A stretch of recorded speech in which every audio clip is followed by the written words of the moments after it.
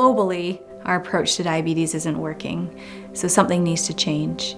And we've heard time and time again that it needs to be connected to families and communities. We know that there's been this huge disconnect from our traditional food system. We did some community engagement and we strategized what diabetes looks like in Nuu-chah-nulth communities.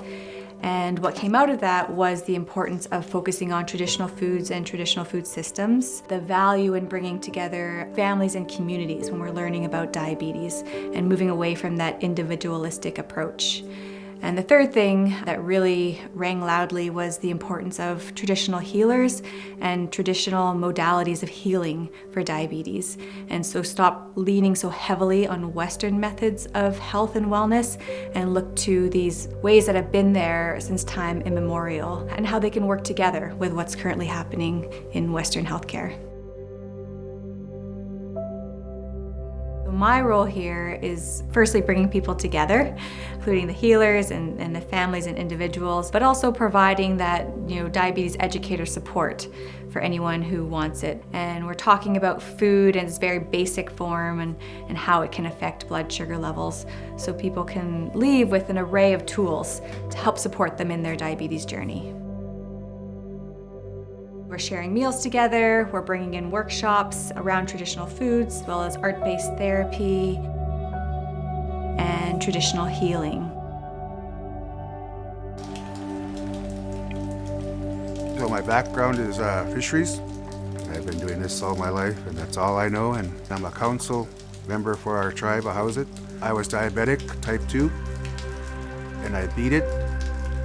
But you have to put your mind to it and your heart and soul into it to get to what you want. I was just about 300 pounds.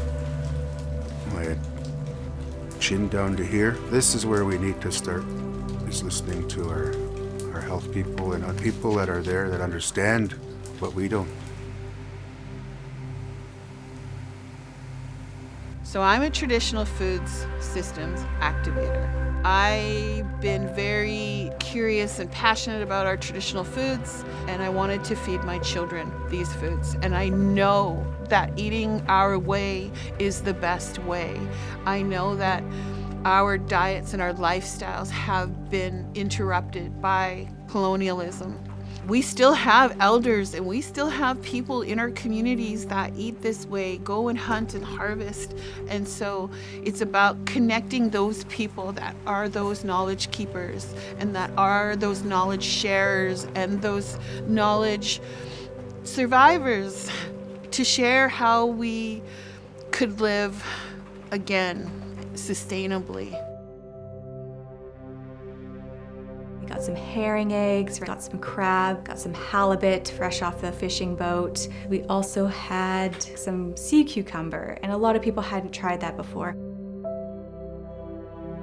With the seal, it was really exciting to see so many people step up and want to, have a hand at cutting it up and processing the blubber.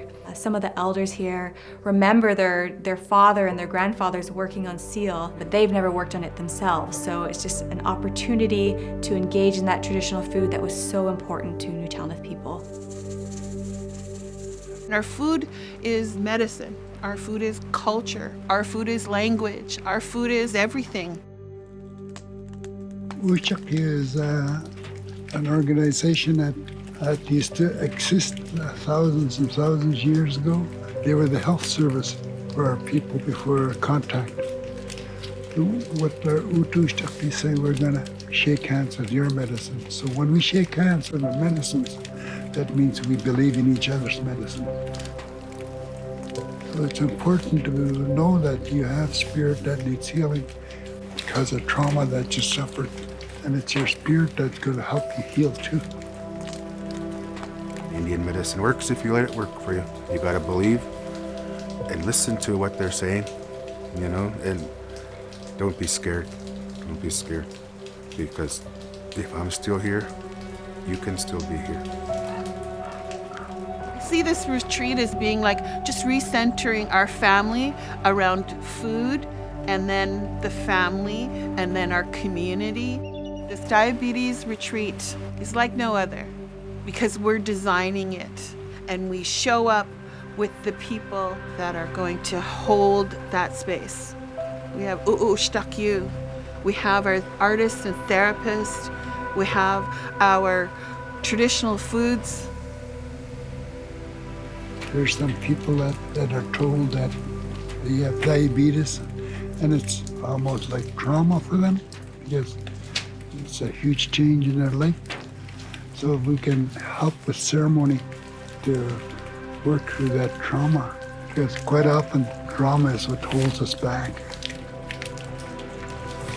And when you remove that, and the healing begins.